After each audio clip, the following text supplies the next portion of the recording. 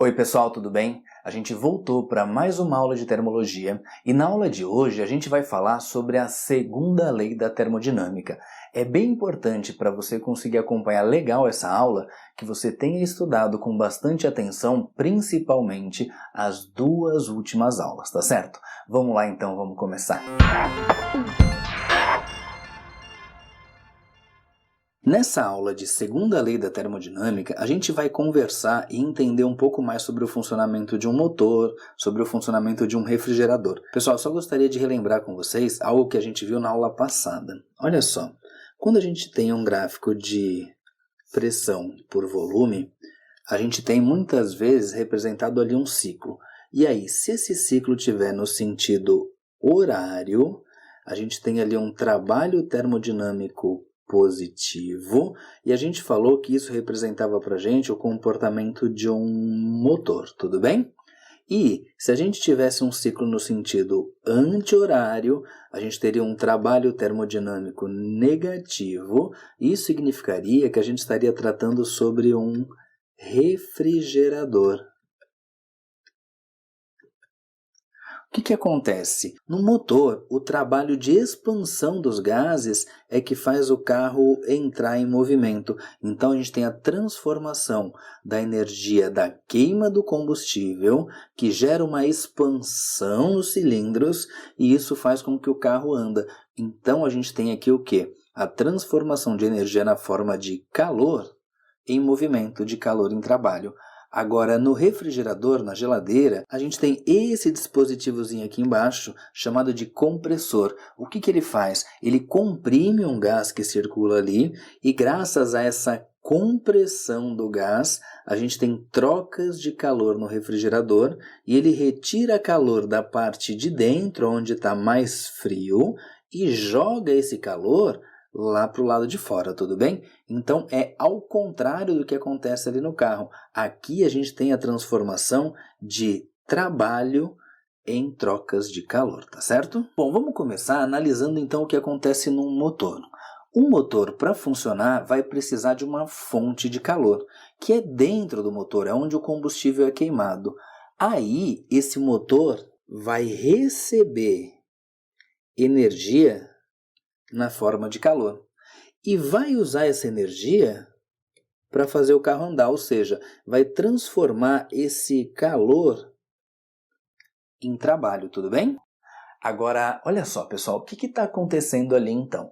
O motor está queimando combustível, então ele está obtendo energia na forma de calor, está transformando essa energia em movimento, energia na forma de trabalho.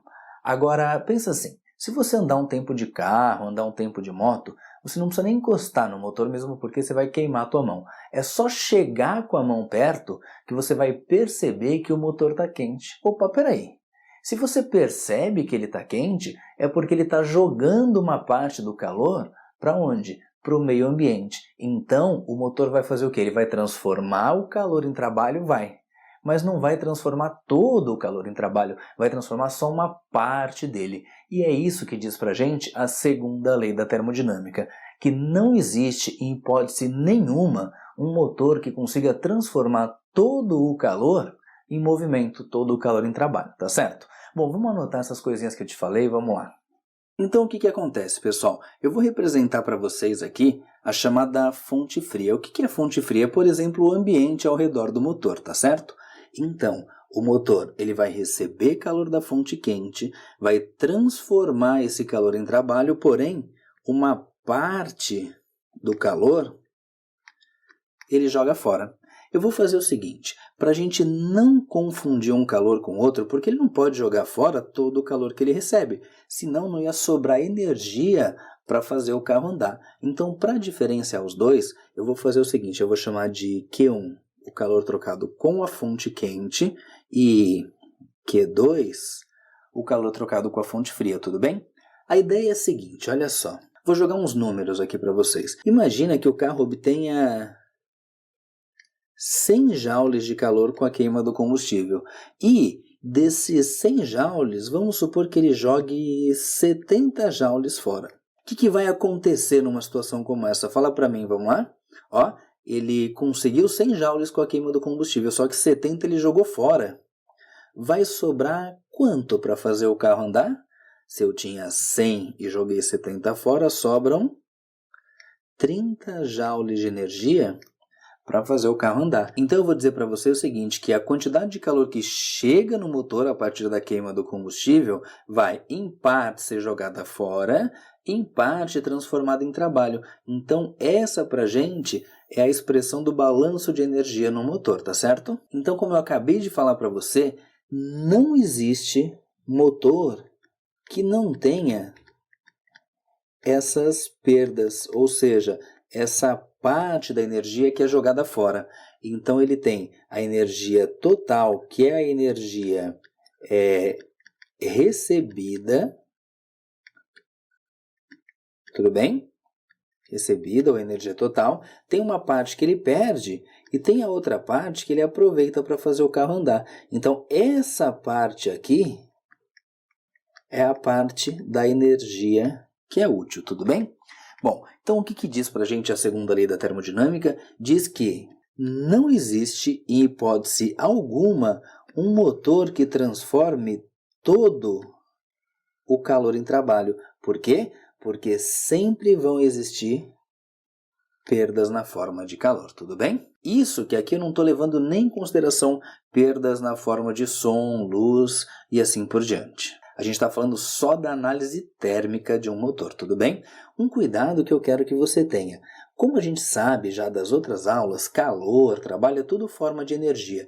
Então, se você usar um deles em caloria, você tem que usar os outros em caloria também. Se você usar um deles em joule, você tem que usar todos os outros em joule e assim por diante, tá bom? Agora olha só, de toda a energia que o motor recebe, ele só aproveita uma parte. Então vai ser muito comum a gente conversar em algumas questões sobre o aproveitamento ou o rendimento do motor. Vamos dar uma olhadinha nisso. Bom, o rendimento, que a gente usa a letra R ou a letrinha grega eta, que é esse Nzinho com uma perninha maior, vai dizer pra gente o quê? Gente, rendimento é o quanto a gente aproveita do total que foi fornecido pra gente. Então é a razão que existe entre a energia útil e a energia total, a energia que ele consome, a energia que ele recebe para poder funcionar, tudo bem? Agora, no caso do motor, o que é útil? Para que ele serve, né? Ele serve para fazer o carro andar, então a parte útil é o trabalho termodinâmico. O que a gente vai fazer? A gente vai completar ali dizendo então que a parte útil é o trabalho. Agora, das outras duas formas de energia, o Q2 é a energia que é jogada fora. Então, a parte consumida de energia para ele poder funcionar é essa daqui, é o Q1, tudo bem? Então vamos completar ali na equação que fica para a gente trabalho por Q1. Agora pessoal, lembrando do nosso balanço de energia que o calor que chega um pouco vira trabalho, um pouco vira Q2, se a gente anotar de novo aquela equaçãozinha que Q1 é igual a trabalho mais Q2, a gente consegue isolar o trabalho nessa expressão. Se eu isolo o trabalho, fica que trabalho é igual a Q1 menos Q2. Se a gente pegar essa relaçãozinha matemática que eu acabei de chegar aqui para vocês e substituir aqui, a gente vai chegar numa outra expressão que, quando eles dão o formulário, é essa que eu vou te mostrar que é passada. É dito para a gente que o rendimento é igual a 1 menos Q2 dividido por Q1. Agora olha só, pode pintar para você uma dúvida na hora de resolver exercício. Quem é Q2, quem é Q1? Vamos pensar. Eu vou fazer para vocês um comparativo com nota no colégio, por exemplo. Imagina que chega um amigo teu e diz assim, ó, pô, eu fiz uma redação e meu rendimento foi negativo. Você vai pensar, pô, peraí, tem coisa errada, né? Rendimento negativo não existe, ficou devendo nota para o professor? Não tem como, né? Então, o que a gente pode dizer? Olha só, talvez ele quis falar para você que foi abaixo do que ele esperava, mas daí é outra história. Nos motores, também não tem rendimento negativo. O pior rendimento seria zero.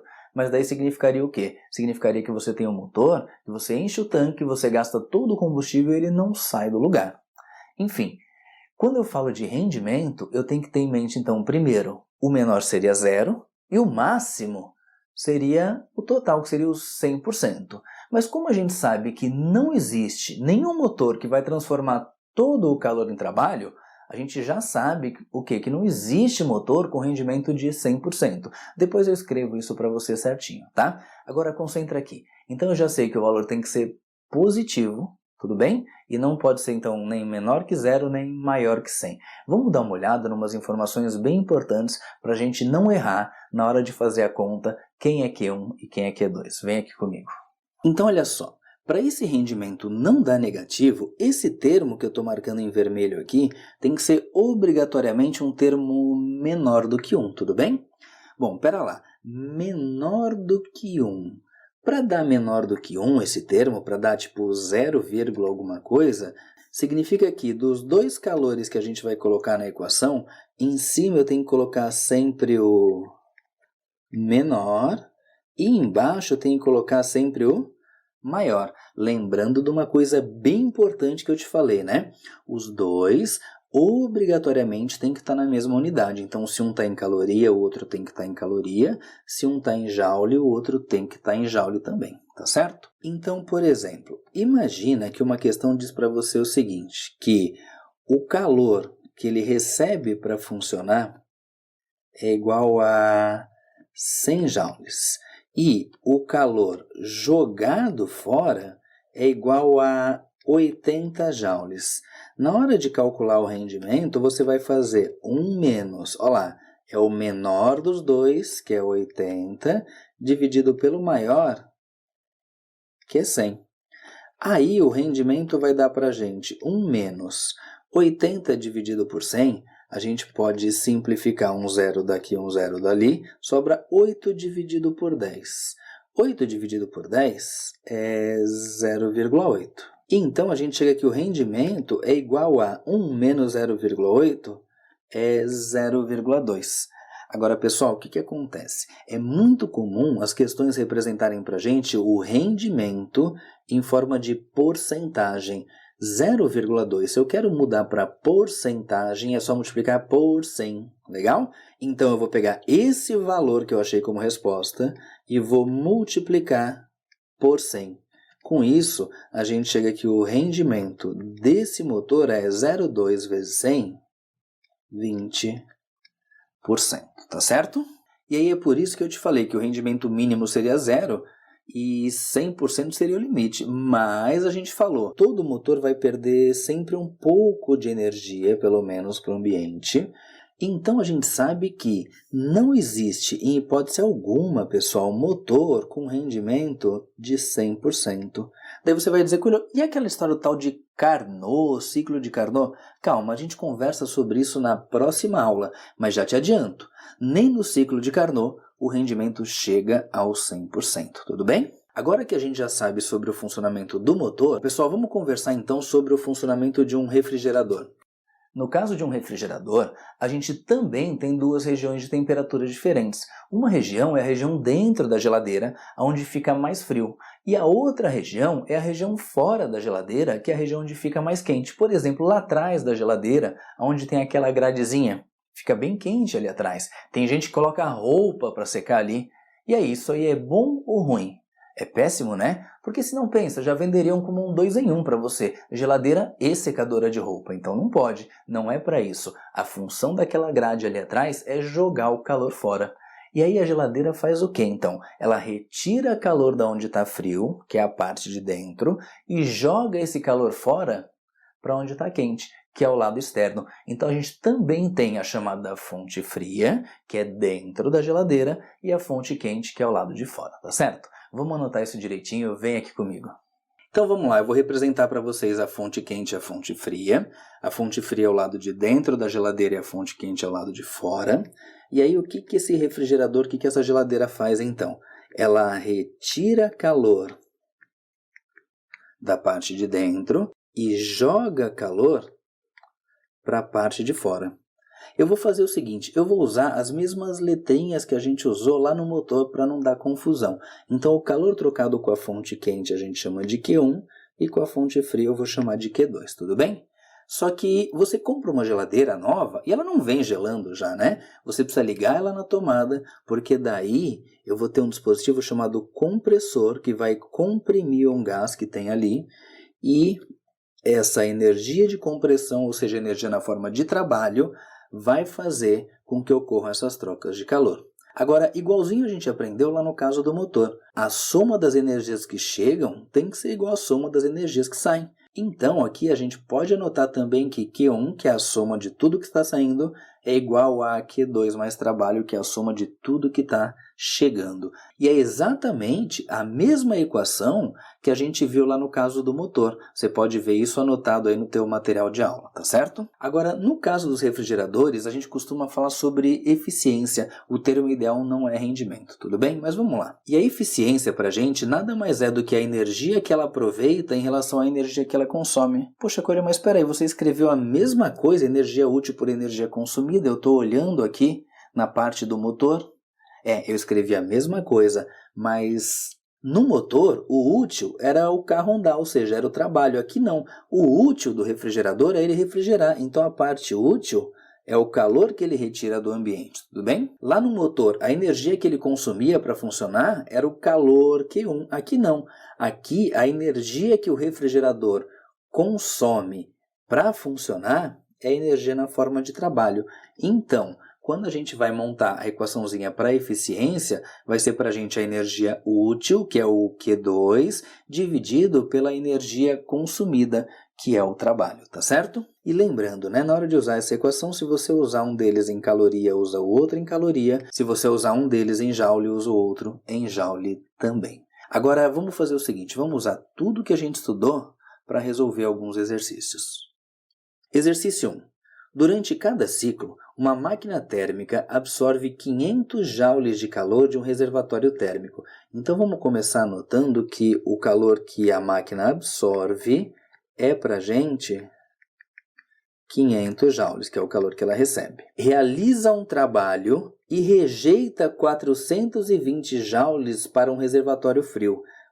Então o calor rejeitado para o reservatório frio é 420 joules, tudo bem? Para cada ciclo, o trabalho realizado e o rendimento da máquina térmica são respectivamente iguais a... Pessoal, a gente viu uma equação prontinha para determinar para a gente o trabalho em função de Q1 e Q2, mas vamos pensar juntos? Imagina o seguinte, está aqui o nosso motor, está aqui a nossa máquina térmica, aí foi dito que ele recebe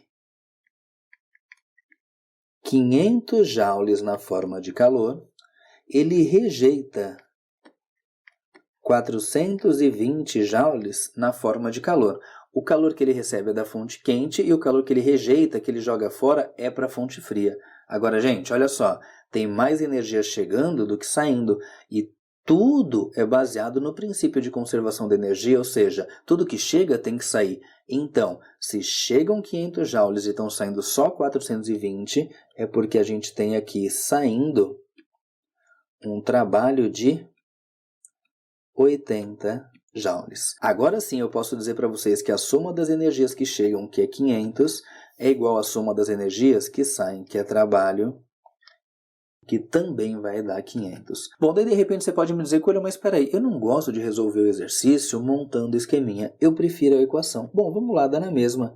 Q1 não é igual a Q2 mais trabalho? Aí fica tranquilo, porque a gente sabe que Q1 é 500 joules, Q2 é 420 joules, e o trabalho é o que a gente quer achar.